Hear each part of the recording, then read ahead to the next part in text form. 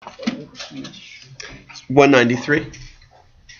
So 193, it's 106b. So just to get us up to date, it's been a couple weeks since we've done this. 193. The Mishnah is about what happens if the farmer violates the contract and plants a crop that he wasn't contracted to plant. And they're talking about one interesting, distinct possibility is that he plants a crop that in fact causes less wear and tear on the field. So theoretically, you're doing the landowner a favor. Or there's the possibility that he plants a crop that gives more wear and tear on the field, where he's not doing the landlord a favor. So everybody agrees that he's not allowed to plant a crop that's going to do more damage to the field. So for sure. And the example they give, and I have no idea whether it's correct or not, I'm not a farmer, but the example they give are beans versus grain. Beans take up a lot more wear and tear, water, soil deprivation than grain. So if you choose to plant beans when you were contracted to plant grain, then you're penalized for that, but not necessarily vice versa, because grain actually would use less wear and tear on the field. So one group of rabbis say that you can make the switch even without asking, even if it's not in the contract, if it's less wear and tear on the field, and it becomes a sort of interesting idea of can you do a person a favor even if they don't ask. Yeah. So even if you're actually contracted not to do that, but you're acting in the benefit of that person, do you have to ask permission? And we're going to get to all sorts of examples of that, which I think is kind of interesting. But there's one opinion, Rabbi Shimon ben Gamliel, an important rabbi, who was the head of the Sanhedrin during his time, who says under no circumstances can you violate the contract. So it's cut and dry for him. It doesn't matter if it's going to be better for the field or not. If you said you're going to plant wheat, you have to plant wheat. So what they do is interesting, and I like how the Talmud does this. They wonder what's behind Rabbi Shimon ben Gamliel's ruling. What philosophical issue? What is there a value there? They don't just accept the ruling at face value. What motivates that ruling? And so they suggest that what motivates it is simply a desire for the truth. And they quote a verse from the Bible: "The Jews should stay away from lies." And in effect, violating the contract, even for the benefit of the landowner, is a kind of lie, and Jews shouldn't do that. And they figure that's what's motivating Shimon ben Gamliel. Then there's an objection to that, not an objection to the ruling, but an objection to that's what's motivating Shimon ben Gamliel, because they have an example where he's not so valuing truth and following contracts to the letter. Okay, that's what we pick in. That's what we pick up, and we did it last time, but nobody remembers, so we're going to do it again. And we won't spend as much time on it. It's actually, I think it's quite an interesting little story here, but we won't spend a lot of time on it, then we'll go on. Okay, 193, Meitve. This is the objection. Migbat Purim lePurim. Okay, so you have the community has a collection, a charity collection for Purim, and you're supposed to use the money. It's clear. It's explicit and implicit too. If you're going to use that money and you're going to get that charity, you use it for the purpose that it's intended, which is what the donors feel that it was intended for. Is you can use the money because you can't afford to celebrate Purim, to buy humantashen and wine, whatever you're going to need, and that's what you use the money for. Okay, ve'ein medaktin badavar. Okay, and you don't, but you don't scrutinize. Medaktin means to scrutinize whether, and here they mean you don't scrutinize whether a person needs it or not. So a person says, "I'm poor, I need the money." You don't ask for tax forms. You don't ask for anything. Ein medaktin badavar. You let them use it.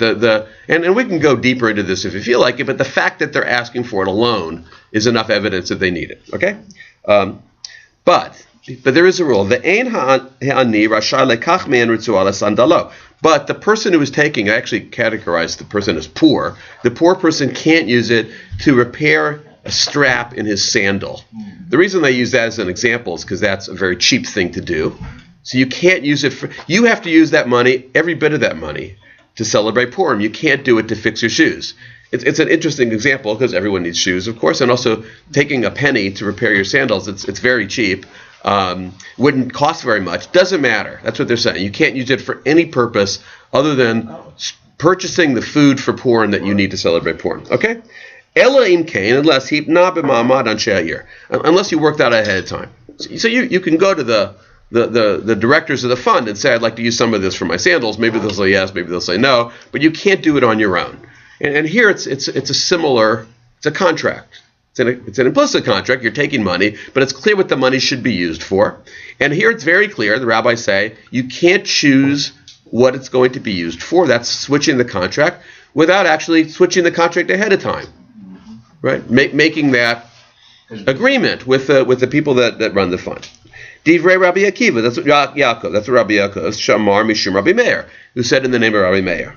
Rabban Shimon ben Gamliel mekel, but Rabbi Shimon ben Gamliel says you are allowed to use the money for repairing your shoes, and presumably for other purposes, even if you don't deal with the leaders of the fund ahead of time. So here it seems like it's a contradiction, because before Rabbi Shimon ben Gamliel said stick to the contract because that's what Jews do.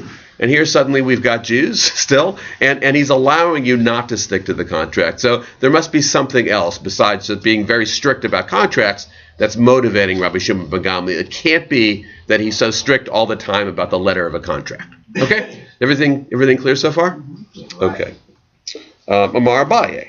So Abaye is going to try to resolve the contradiction between what seems to be a philosophical contradiction between these two opinions of Rabbi Shimon ben Gamliel. And it says, Talmud de Rabbi Shimon, the reason for Shimon, Hidamar, as the master said. The master is Mar Avina, so it's a rabbi. Damar Mar, as the master said. And now it goes back to, he's going to explain Rabbi Shimon ben Gamliel's ruling, not about the Purim fund, as interesting as that is, that's not actually our topic, right, but about that you have to stick to the crop that you said you were going to plant. And he has a ruling from Mar, or at least a piece of advice from Mar, who says, Mandal nichale litbor are, somebody who wants his field to lie fallow. It's interesting, Mar is not giving actually a halachic ruling. He's more like Poor Richard's Almanac, or he's giving like some advice for farmers about how to rotate crops. So and of course they rotated crops in those days, had very sophisticated knowledge of the earth. And it said, if you want to let your land lie fallow, lizarashata chite, what you should do is 1 year plant wheat, 1 year plant chite, vishata saare, and 1 year you should plant barley. Shata shti, 1 year you might plant lengthwise. Shata erev, and the other year you would plant crosswise. So he's saying there's all sorts of ways that you can rotate your crops. And that's why, so I'm going to stop for a second and say, that's why Rabbi Shimon ben Gamliel would say, if you agreed to plant wheat, you have to plant wheat, even if you think it's going to be less wear and tear on the field to plant barley, and you think you're doing the landowner a favor.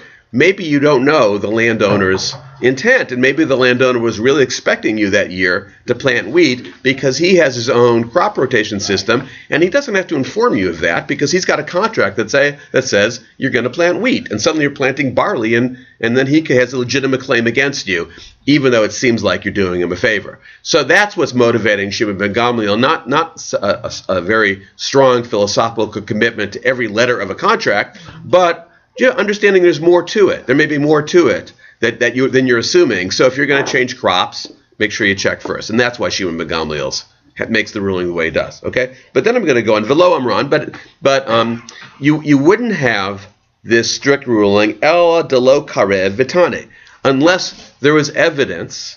So unless there's evidence that the landowner was plowing and then resting.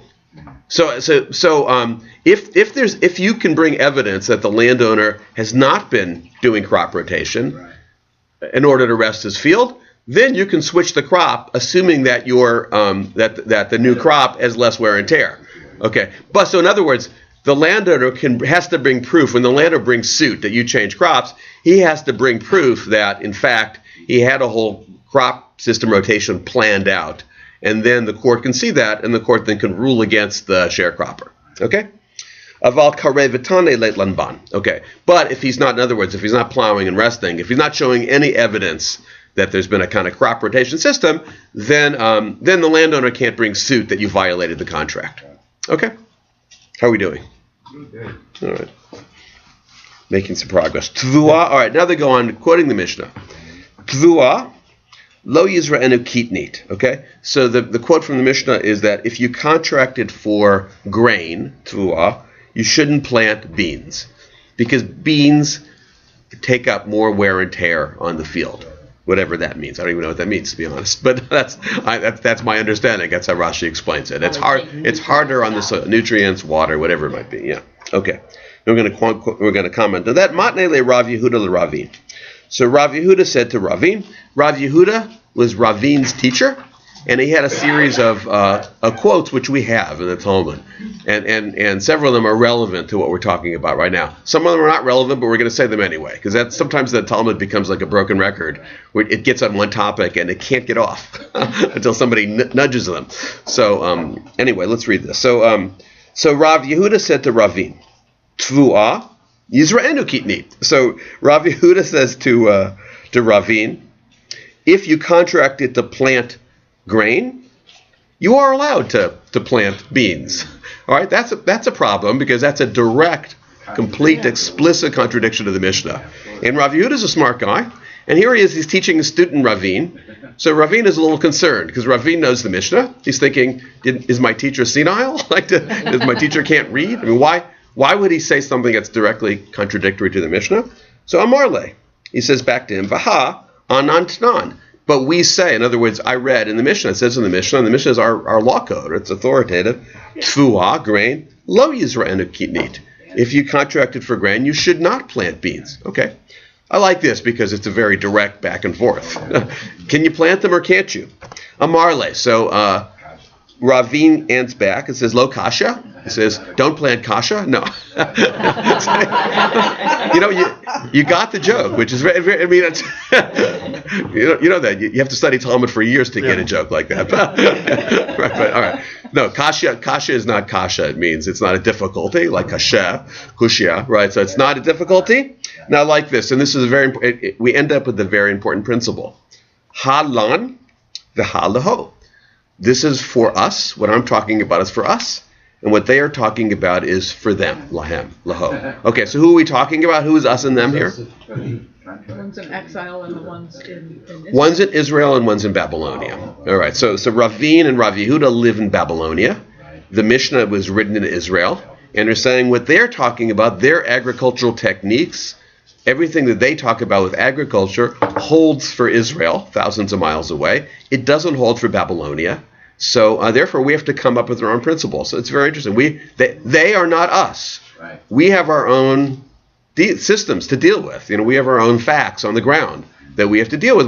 We're not going to follow the principles of the land of Israel in our day-to-day life, because land is different here. All sorts of conditions are different here. So that's very interesting. It opens up all sorts of possibilities for breaking away from the authority of the land of Israel. And you can imagine second day of a holiday. We can imagine all sorts of possibilities where we differ. Our practices differ. Now here it's very practical. It's true that the soil and the climate are going to be different in a different climate in Babylonia, north and east of Israel. So yes, that makes sense. The question is that opens up a door, and how wide is that door? Yeah.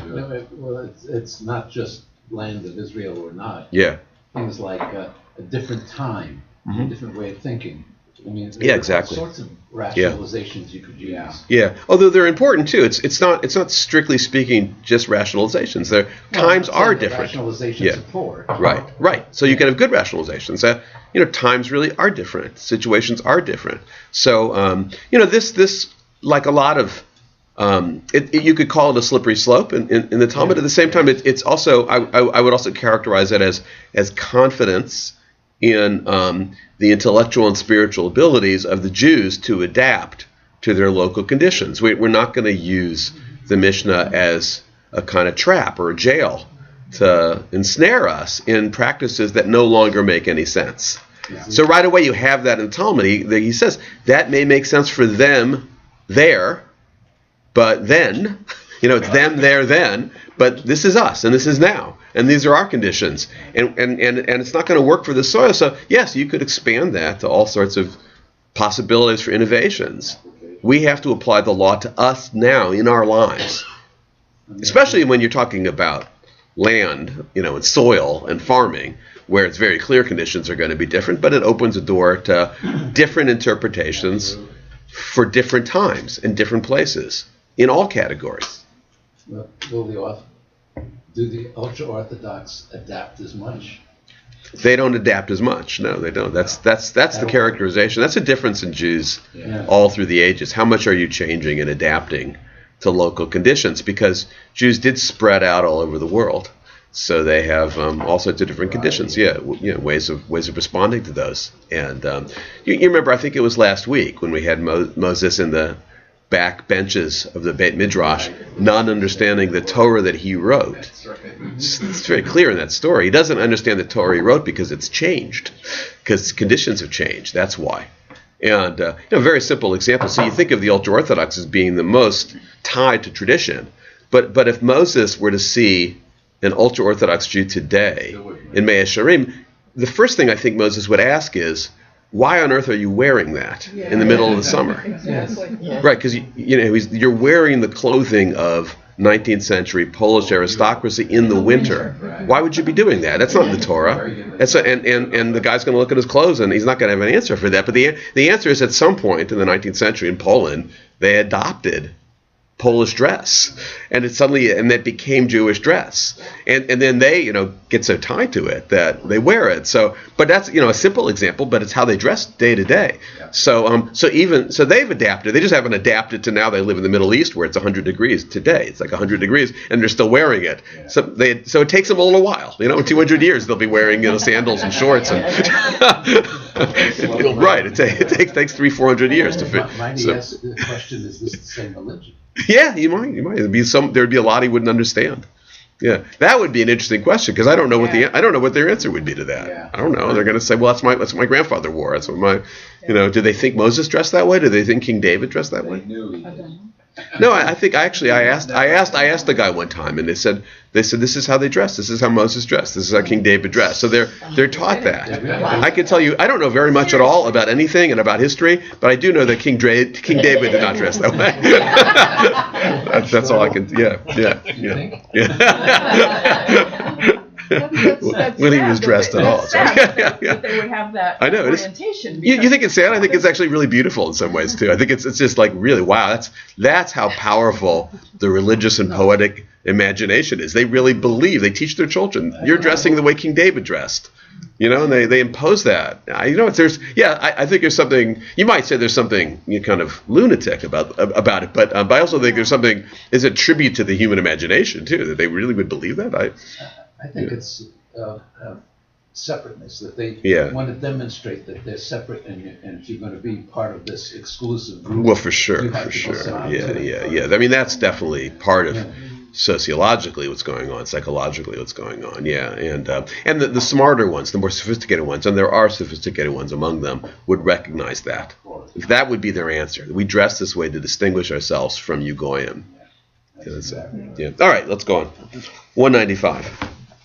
All right, so remember I said sometimes the Talmud's like a broken record, or like a jazz player. Maybe we'll just go off on a riff that'll drift away from the main theme, but then it'll come back. So you'll see it's going to happen. So Amar le Rav Yehuda le Ravin. Okay, so now we have a series of comments that Rav Yehuda is a teacher, says to his student Ravin. Just we have a record of a series. They don't necessarily have to do with our topic right now. But our topic right now suddenly is morphed. It's not agriculture necessarily. It's the relationship between Rav Yehuda and Ravin. Okay? How did the Purim drift have to do with the agriculture? Because it was a contract. It did. It was a loose connection, but there was an implicit contract when a poor person takes money from a tzedakah box. Oh, because they're talking about contracts. What if you shift the contract? If you plant wheat instead of barley? So that what the Talmud says, that's like using the poor money for fixing your sandals. Change is like change. Right. Changing a contract. Changing a contract. Right. Yeah. They're implying that there is a contract between the donor and the donee. Yeah, sure. An unwritten contract, but a contract. Yeah. Remember that unwritten contracts would have been very important in those days too, because it cost a lot to write things down. But even of course, even that survives in Western culture where there's such a thing as right. Okay. Amar le Rav Yehuda le Rabin. So Rav Yehuda said to Rabin, bar Rav Nachman, the son of Rav Nachman, Ravin achi. So I mean, this is his. I like that because this is his student, but he's saying Ravin, my brother. So he calls him my brother. There's a window here also into the kind of intimate relationships between rabbis and between. They called each other my brother. Hane tachle deve kitna.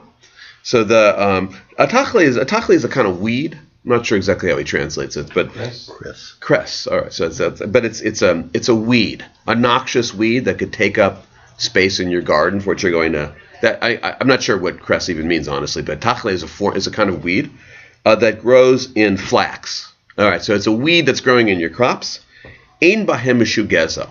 It's not theft if anybody comes and takes it away, because this actually is related in the sense that even though you didn't allow people to come and take the weed from your garden, in fact they are doing you a favor, and since they're doing you a favor, there's no violation of anything. We don't call it theft.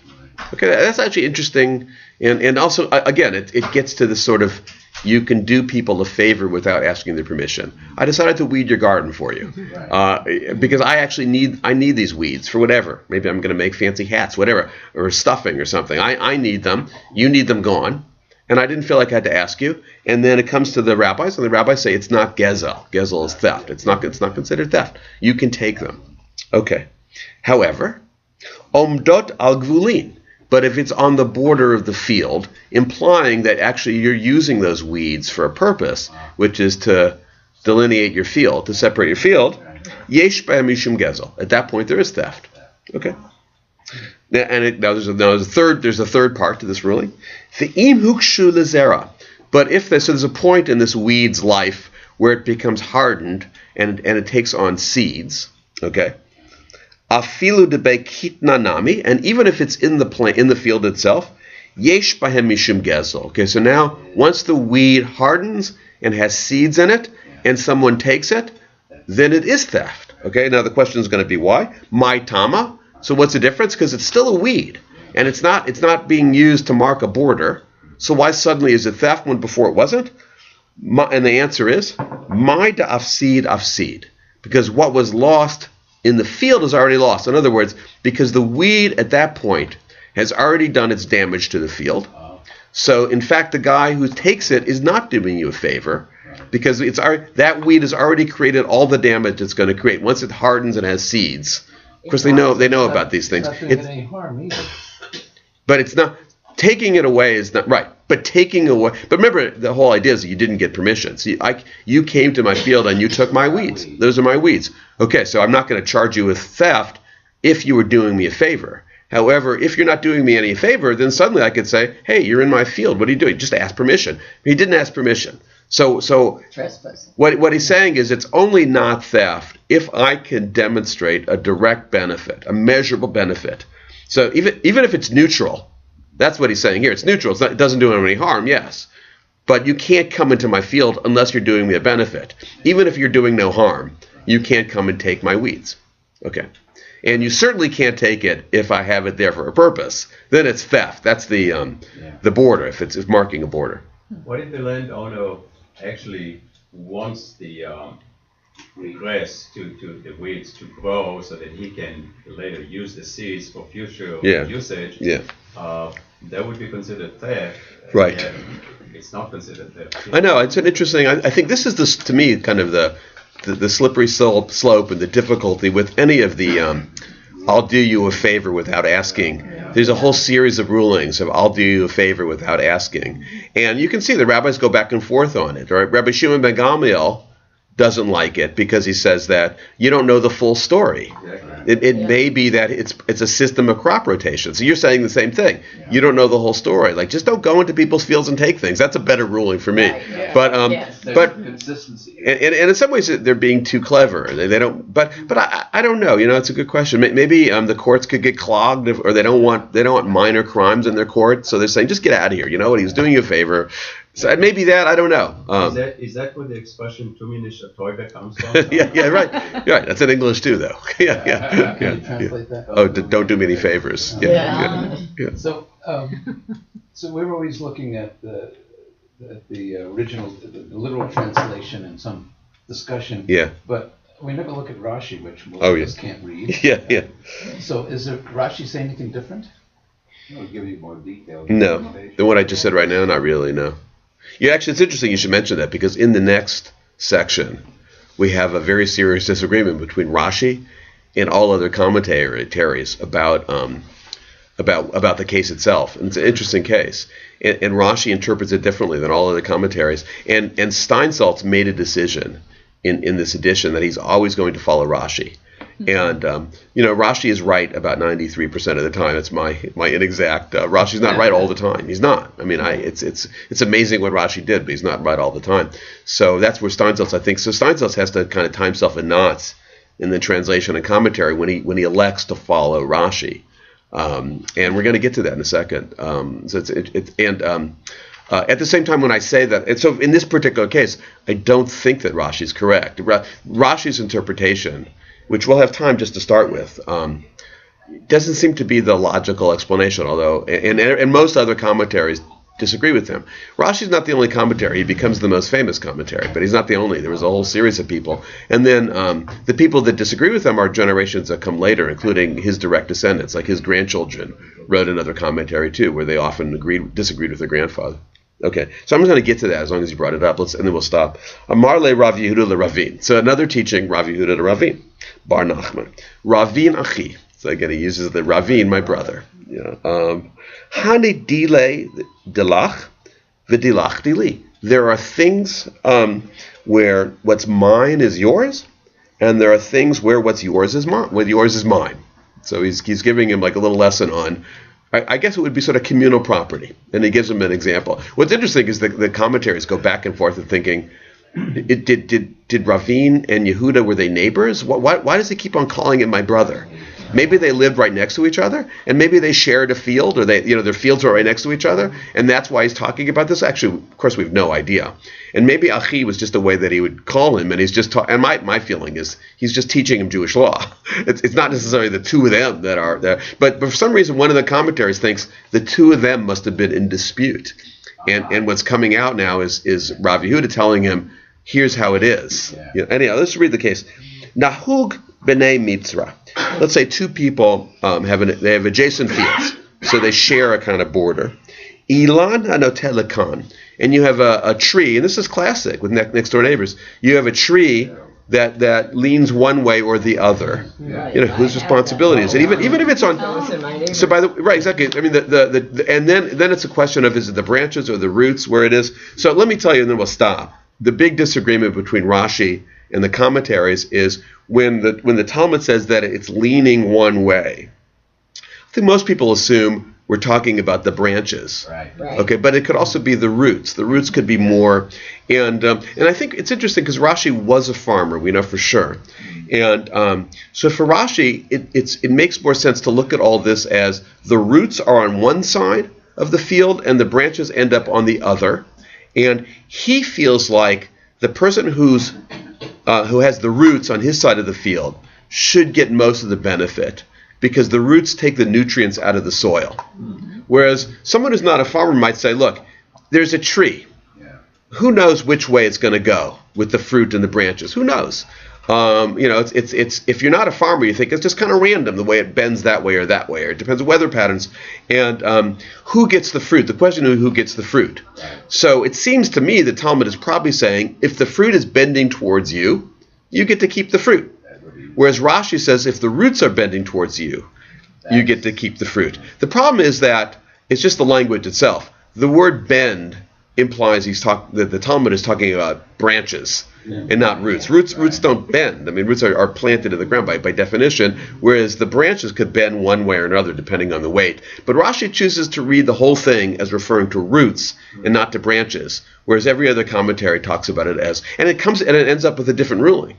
But that makes sense, though. If you think of a tree in the way it grows and how that foundational structure is important to maintain in order for the fruit to be produced in general, you might not see where the roots are, but if you've spent years and years developing an orange tree and the fruit hangs over someone else's yard, I've seen these kind of disputes before where neighbors take each other to court because the fruit's on one side and they've been picking the fruit off the tree, and the landowner says, hey, this is my tree, I've been nurturing it for 5 years, 10 years, and now you're taking my crop. Yeah, well, that's exactly what Rashi said. Remember, Rashi was a farmer; he was a vintner, and it takes a lot of water, a lot of care. Yes. And grapes can grow all over the place with the vines. Could go. So he may be talking to his own situation. So in terms of fairness, what Rashi is saying makes some sense. It doesn't quite fit the language of the Talmud, where the word really is bending, and branches bend. You don't think of roots as roots. I suppose they do. I suppose, but the thing is that roots, but a tree you plant. So you plant, and then you don't know how it's going to grow. Right. It's going to grow. It's going to bend that way. It's going to bend that way. But you actually have some control about at least where the roots begin, because you're going to plant it that way. Do they have X-ray? All right, we'll continue next week.